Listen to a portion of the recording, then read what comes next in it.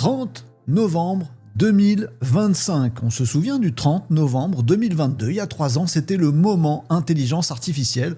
On a peut-être fait un premier cycle de l'intelligence artificielle et on s'apprête sûrement à rentrer dans un second, une avalanche de modèles ces dernières semaines avec une bataille au sommet entre OpenAI et Gemini. Vous avez sûrement suivi ça sur Renaud Décode et Gemini, Google se retrouve à nouveau leader de la tech mondiale, à nouveau géant, mais sur un tout autre marché que celui du web d'il y a 3 ans qu'il avait, celui de l'intelligence artificielle. Les leaderboards nous le montrent, Gemini 3 premier leader, number one du chatbot, numéro 1 en vision, numéro 1 en text-to-image, en image editing, etc., etc. Le search est un petit peu à part, aussi en vidéo. Bref, Gemini vient de remporter toutes les batailles. Alors on s'est dit que cette semaine on pourrait enfin respirer, pas tout à fait, cette semaine a été encore une fois super riche d'actualités IA, digital, web tech, à côté desquelles il ne faut pas passer. Alors voici le récap des principales informations de la semaine. Si vous en avez loupé, on vous sauve sur Renaud Décode avec les informations qu'il ne fallait pas manqué. Bon, après la bataille au sommet entre Google et OpenAI qui nous ont dévoilé absolument tous leurs modèles, alors il y avait la guerre vidéo, Sora 2 versus Veo 3.1, il y a eu GPT 5.1 versus Gemini 3, il y a également les modèles images avec Nano Banana Pro, cette avalanche de modèles. Où sont les autres ? Et il y en a un qu'on aime bien et qui ne s'est pas forcément montré, c'est celui d'Anthropic, Claude. Et ben voilà, c'est réparé, Claude Opus 4.5 d'Anthropic, le modèle flagship de chez Anthropic est sorti et effectivement, celui-là, il prend au moins la tête d'un des classements, c'est celui de la partie scientifique, développement, code notamment, puisque Claude Opus 4.5 vient à nouveau de passer devant tout le monde sur cette partie code, agentique, tout ce qui est compute, calcul, mathématiques, sciences, etc. C'est le modèle de référence. Claude a repris sa place de numéro 1 là-dessus. Le modèle est vraiment impressionnant chez Claude Opus 4.5. Si vous avez des réflexions profondes à faire avec des calculs ou tout simplement du code, Claude Opus 4.5 sera votre ami.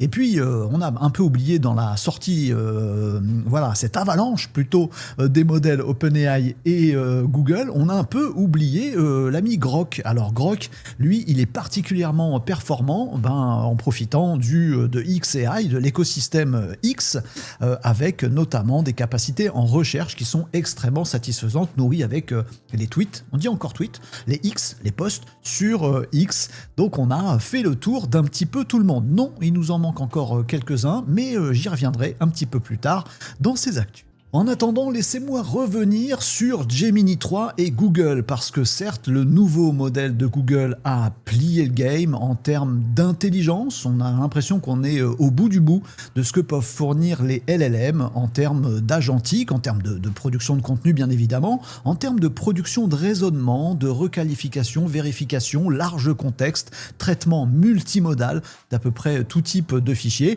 On est au summum là-dessus et on constate à la fin de ce cycle 2022-2025, 30 novembre pour les deux dates, que Google, qui a été surpris en 2022, vient de retrouver sa place de leader. Mais pas que sur l'IA, même si ça déjà, c'est absolument fantastique. Bouger comme ça une boîte leader du web pour passer leader en 3 ans, les choses vont vraiment très très vite. Leader de l'intelligence artificielle, ce nouveau monde digital aujourd'hui, c'est très très impressionnant. Et on se rend compte, cette semaine, il y a eu des annonces assez fabuleuses, notamment celle de Meta, qui a annoncé se fournir en TPU auprès de Google. Ce que ça veut dire, c'est que Google est partout. Certes, il y a l'écosystème Google, certes, il y a number one sur l'IA, mais sur les fondamentaux, en gros, les GPU, les processeurs, les cartes, pour faire tourner les IA, pour les entraîner et pour faire l'inférence, là aussi, Google vient de marquer des points puisque ces fameux TPU, les Tensor Processor Unit, différents des GPU, alors en mode généraliste, ils sont beaucoup moins bien que les GPU, mais alors pile poil pour les réseaux neuronaux, Ils sont très très forts et Gemini 3 a été entraîné sur ces TPU made in Google. Oui, ils sont aussi fabricants, alors pas fondeurs, mais designers et fournisseurs de TPU. Et c'est le confrère, concurrent, partenaire, tout ça à la fois, Meta, lui aussi un des géants de l'IA, qui a annoncé ne pas se servir chez Nvidia. Nvidia, le leader incontesté de cette partie-là, l'entreprise la plus capitalisée, qui n'a pas d'équivalent, eh bien Google commence à lui prendre des parts de marché et ça va aller très vite puisque Google va fournir ses TPU sur le cloud de Google, ça aussi c'est une grosse force d'avoir ce cloud, va fournir des TPU de Google qui vont rester chez Google dans son cloud mais qui vont être mises à disposition de Meta en attendant que Google en fabrique d'autres qu'il vendra directement à Meta. Bref, est-ce qu'on n'est pas en train d'assister, là, au début de ce second cycle de la révolution de l'intelligence artificielle, à une ligne de départ sur laquelle Google semble déjà avoir de la présence absolument partout, voire un petit peu d'avance, voire déjà grignoter les concurrents? Alors avant qu'on continue de faire le tour des Américains, je vous entends déjà me dire « Et les Européens, où sont-ils » Bon, ils sont un peu timides, et jusqu'à cette semaine, puisque c'est Black Forest qui a annoncé la sortie de son modèle Flux. Je crois qu'on dit comme ça en allemand, 2, Flux 2. On connaissait déjà l'excellent IA génératif d'images Flux, et bien voilà, Flux 2 vient de sortir, alors en plusieurs modèles, en plusieurs modes, et il est extrêmement performant. C'est le seul aujourd'hui qui est capable de rivaliser avec le fameux Nano Banana Pro. Ce Flux 2 est disponible sur Black Forest, le site allemand Black Forest Labs, également sur tout un tas de plateformes pour le tester, le récupérer en API, le faire tourner dans nos process, etc. Et c'est un européen, c'est plutôt cool, avec des performances qui sont vraiment excellentes. Il y a d'autres modèles dérivés qui vont arriver et qu'on attend avec impatience, mais les premiers sont déjà excellents. Images en 4K, absolument bluffantes en photo, absolument bluffante également en créativité. Ça vient rivaliser avec du Midjourney côté créativité et avec du Nano Banana Pro du côté de l'image fidèle et précise et avec du texte et de l'édition et de la création. Vraiment un grand coup de chapeau à Flux 2 qui, il faut le noter, est en double partenariat avec nos petits Frenchies de l'étape de Mistral. Puisque vous le savez, quand vous demandez une image à Mistral, à Le Chat, et en fait ça appelle un modèle de chez Black Forest, un modèle Flux, eh bien c'est un peu la même chose. Ce nouveau Flux 2, il a été élaboré sur la base de 2 différents modèles. Alors le modèle d'IA génératif d'image de chez Flux, de chez Black Forest, celui-là, il est toujours là. Mais en amont, il y a un modèle qui permet de bien comprendre votre prompt, de le redétailler, de le redécrypter, afin que ça puisse profiter de la puissance potentielle de vos prompts. Si vous savez prompter très précisément, avec un fichier JSON, avec tout un tas de détails, ça saura tout à fait le comprendre et ce sera parfaitement interprété. Ce petit modèle qui interprète, il n'est pas petit d'ailleurs, c'est un modèle de Mistral. Donc il y a du Flux dans Mistral et il y a du Mistral dans Flux. Peut-être une ligne européenne sur l'IA, et pour le coup, les deux rivalisent avec les Américains. Bon, on n'est pas à la hauteur de Google, mais on n'est pas loin. Alors poursuivons maintenant sur les géants américains. Du côté de Microsoft, une petite dinguerie, un petit bijou qui va vous parler, à mon avis, surtout sur le potentiel à venir dans le monde de l'IA vu par Microsoft. Puisque oui, c'est Microsoft qui sort cette semaine Phara 7B. Oh, 7B, ça veut dire que c'est un modèle pas tout à fait gigantesque. Non, justement, c'est un modèle capable de tourner sur des PC Copilot, par exemple, quand on est de la boutique Microsoft. Et ce petit modèle 7B, il a une capacité particulière à pouvoir interagir avec un écran. Vous le voyez venir, Microsoft, avec Windows, avec ses OS, etc., développe et sort un petit modèle qui est capable sur un simple prompt, de comprendre ce que vous voulez en termes d'action sur un écran. Alors il y a des tests qui sont proposés avec des écrans simulés. On se rend compte que ce modèle comprend que ce que vous voulez, c'est ouvrir une application et il va le traduire comme si il avait votre souris dans la main droite et le clavier sous les doigts gauches. Et en tout cas, il navigue sur n'importe quel écran. Il est capable de reconnaître un menu, des champs, des éléments cliquables, du changement de curseur et d'aller naviguer comme ça. Il a d'ailleurs été entraîné, il est meilleur que tous les autres qui font ce genre de choses, parce qu'il a été entraîné, certes, à bien comprendre ce qu'il y a visuellement. Il prend des photos, il regarde, bref, comprenez-le comme vous voulez, il regarde l'écran régulièrement, il se dit cet élément est là, et il agit. Il a été entraîné pour faire ça, pour bien comprendre ce qui se passe sur un écran. il a été aussi entraîné sur des dizaines de milliers de parcours en regardant des mouvements de souris. Quand on veut aller de là à là, la ligne droite, c'est pas forcément la meilleure. Parfois, on fait un contour pour retomber juste après machin. Il a été entraîné sur ses usages de tout ce qui peut se passer sur un écran. De là à imaginer que Microsoft nous sortirait un OS sur ordi, portable, etc., parfaitement pilotable par n'importe quelle IA, il n'y aurait qu'un pas. Je confie ça à votre sagacité. Et Meta sort lui aussi une petite dinguerie, décidément. Cette semaine, ça continue. Ils vont nous laisser tranquille 2 minutes, le temps de respirer, je ne sais pas, je ne suis pas sûr. Qu'est-ce qu'ils nous ont sorti chez Meta ? Eh bien, le SAM 3D. Vous le voyez avec les petites démos, vous irez voir tout ça. Il est testable en ligne, vous pouvez y accéder directement et essayer de faire exactement ce que vous voyez ici dans les petites vidéos. Vous lui fournissez une photo toute simple. Vous pouvez même prendre une photo générée par l'IA d'un salon par exemple, vous la donner à SAM 3D et comme son nom l'indique, SAM 3D va pouvoir, en fonction de votre clic, je veux cet objet-là, le canapé là qui se trouve derrière, ou le pot de fleurs, ou je sais pas trop quoi. SAM 3D va reconnaître l'objet sans qu'il y ait de layer dans la photo, c'est une photo toute simple, il va essayer de détourer l'objet, de comprendre que c'est le canapé, même s'il en manque des morceaux qu'on voit pas sur la photo, il va vous transformer ce canapé dans la photo en canapé modélisé en 3D. C'est assez époustouflant, à la fois sur la texture et sur la forme, qui est extrêmement détaillée, et ça nous ouvre tout un tas de possibilités. Dans le jeu vidéo, dans la modélisation 3D, vous pourriez imaginer, avec ce genre d'IA, très très facilement prendre une photo de quelque chose, et puis le modéliser en quelques clics à peine, pour le reproduire, pour faire tout un tas de choses. Bref, une belle innovation qui nous promet aussi des tas de dingueries, des tas d'avancées dans le monde de la 3D. Ça s'appelle SAM 3D et c'est disponible. Vous pouvez le tester, vous amuser avec pour voir ses capacités. Les modèles IA, ça compte énormément. Les fonctionnalités, pour notre usage à tous, grand public, c'est aussi un terrain de jeu, de bataille entre les géants pour nous séduire au mieux dans nos usages. Cette semaine a vu 2 grosses annonces sur la partie shopping. Comment l'IA peut nous accompagner au mieux à faire nos courses en ligne. Ça va faire plaisir aux sites e-commerce qui vont peut-être pâtir de notre usage de l'IA plutôt que du web en ayant moins de visiteurs. C'est pas grave, l'IA va accompagner nos achats et renvoyer vers ces e-commerçants. Vous n'avez pas pu manquer, peut-être vous l'avez manqué, donc vous allez jeter un petit coup d'œil sur votre chat GPT et vous noterez ce petit assistant shopping qui est donc apparu cette semaine et qui vous permet de déclencher, alors vous lui faites une petite recherche, voilà, je voudrais trouver un nouveau micro, et bien il va vous faire toute une recherche, tout un accompagnement de recherche même, pour vous permettre de trouver le meilleur produit. Il va d'abord passer par une phase où il va vous poser plein de questions, puis vous proposez différents articles qui semblent correspondre à votre demande. Vous allez devoir dire celui-là bof, celui-là oui, pour telle raison, et à la fin il va vous faire tout un comparatif et puis des liens bien sûr pour aller acheter les produits. Il y en a un qui a dégainé juste après pour lui aussi proposer une fonctionnalité de e-commerce, c'est Perplexity, le fameux moteur de trouve, celui qui taille des croupières à Google et qui n'est pas bâti de la même façon que les chatbots IA qu'on utilise.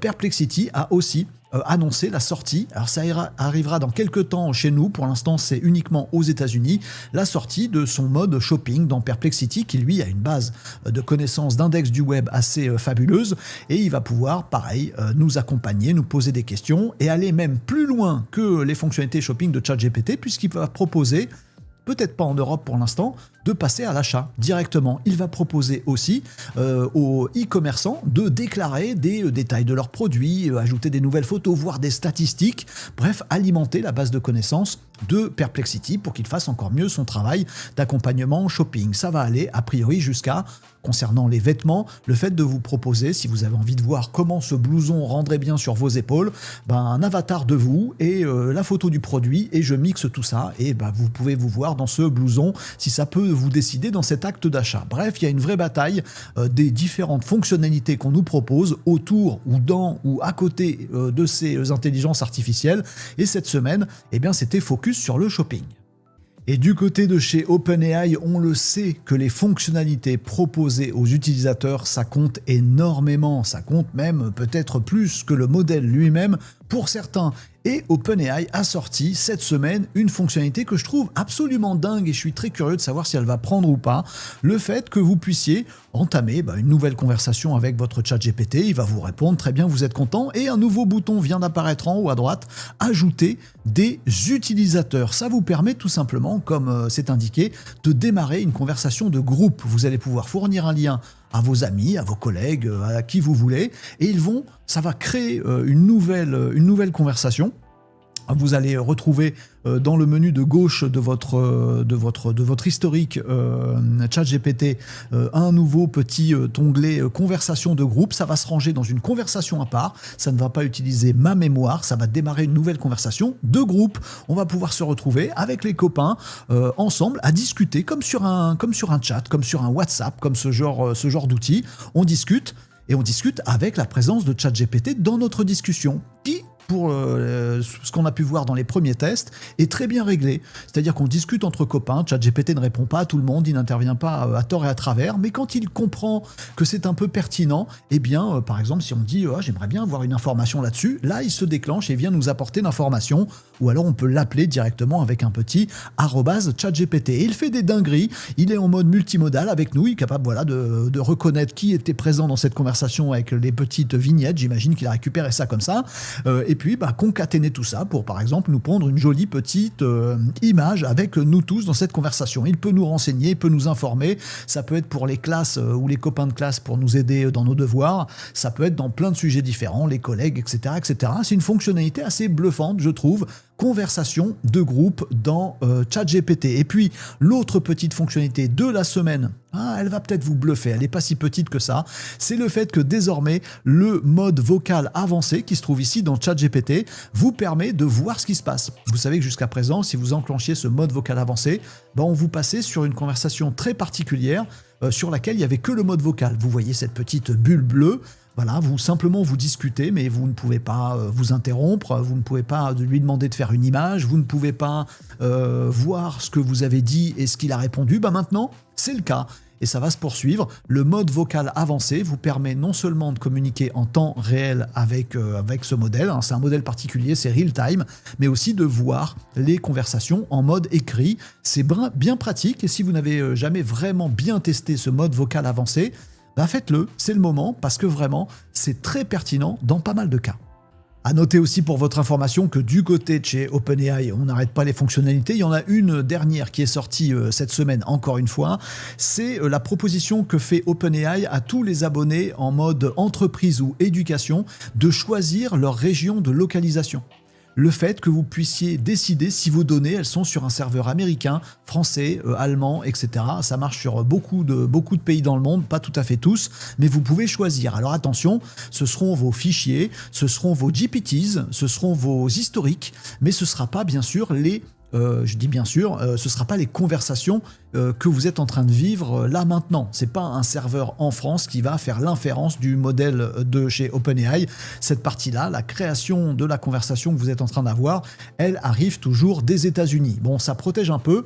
Bon, si de l'autre côté du tuyau, il y a les services secrets américains qui veulent vous écouter quand même, ça ne change rien. Mais bon, c'est une avancée. Et justement, en ce qui concerne la souveraineté, il y a eu des annonces très très intéressantes également cette semaine, puisque c'était le sommet Adopt AI. Il s'est déroulé au Grand Palais à Paris, en France, et il y a eu pas mal d'annonces de rapprochement, par exemple, entre l'allemand SAP et le français Mistral, pour avoir du Mistral sur un cloud européen fait par SAP.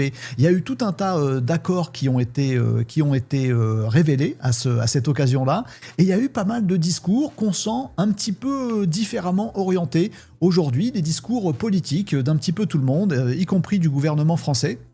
Surtout du gouvernement français, qui pousse énormément pour cet effort de souveraineté. Peut-être, nous disent-ils, faut-il alléger un petit peu les contraintes réglementaires et les régulations sur l'IA pour continuer à favoriser notre innovation, et peut-être qu'il faut se regrouper entre Européens vraiment concrètement et faire des petites dingueries ensemble et réussir à se détacher un peu du bloc chinois, on est assez détaché, et du bloc américain, alors on est très attaché. En tout cas, le discours va dans ce sens-là, et la meilleure illustration étant sûrement Alice Recoq. Alors Alice Recoq, c'est un personnage oublié de l'histoire française de l'intelligence artificielle.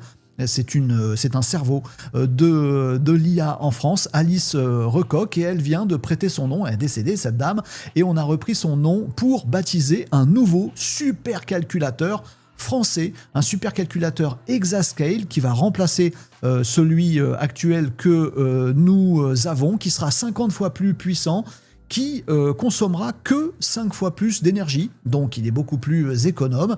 C'est un supercalculateur Exascale, donc il va avoir une puissance vraiment gigantesque, à la hauteur de Jupiter, qui est sorti il y a quelques semaines en Allemagne. Et bah, tout ça fait partie d'un réseau que plusieurs sites ou pays européens puissent avoir des supercalculateurs Exascale. Celui-là, le Alice Recoq, retenez ce nom, on va l'utiliser à la fois pour le privé, à la fois pour la recherche et à la fois pour le public. Il y aura de la météo, il y aura de la recherche médicale pour avoir peut-être du médical personnalisé pour nous tous en France, il y aura des analyses environnementales et il y aura aussi la fabrication de LLM que les acteurs privés français et européens pourront peut-être créer sur ces supercalculateurs Exascale. Bref, et on commence à réagir très concrètement sur le champ de l'IA et de notre souveraineté française et européenne. Je pense que c'est une bonne nouvelle. La dernière nouvelle est là aussi sur le front de la régulation. Elle va peut-être vous plaire énormément. Moi, elle me laisse un petit peu perplexe. C'est le Parlement européen qui vient de voter une majorité numérique à 16 ans. Ça veut dire que pour les moins de 16 ans en Europe, pas de réseaux sociaux, pas non plus de contenu vidéo et pas non plus de chatbot IA. Bon, c'est bien, comme ça, nos enfants ne seront pas pollués par les écrans, par les algorithmes, par les réseaux sociaux et par les contenus pas cool. Moi, je trouve que c'est pas une bonne façon de faire, tel que ça a été fait, mais vous me direz en commentaire ce que vous en pensez, puisque la logique, elle est d'avoir un âge intermédiaire, 13 ans, en dessous duquel c'est interdit, et entre 13 et 16, c'est sous la responsabilité des parents.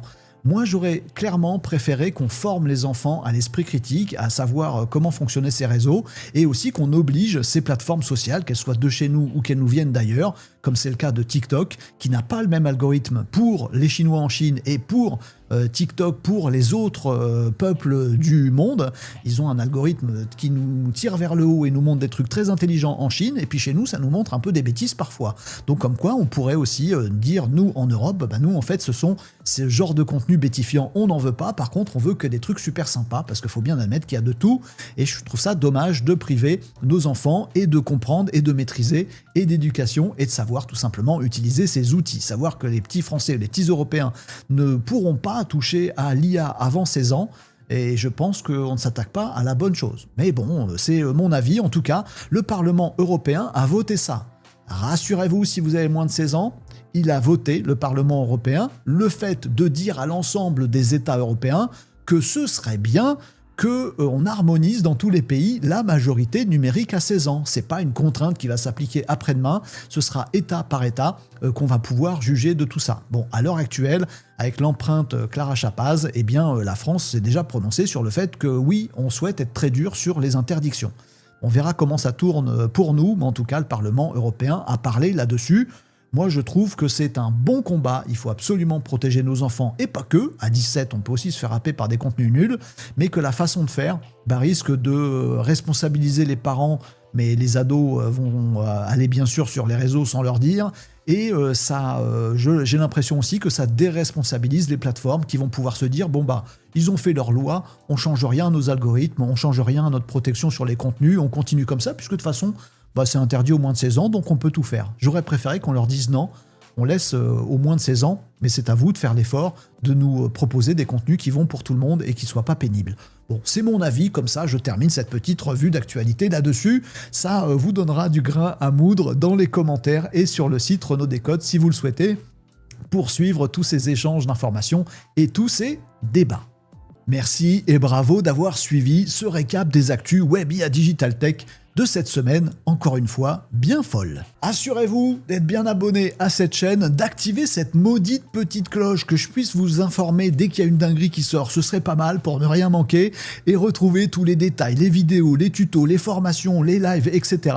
sur renaud-décode.fr.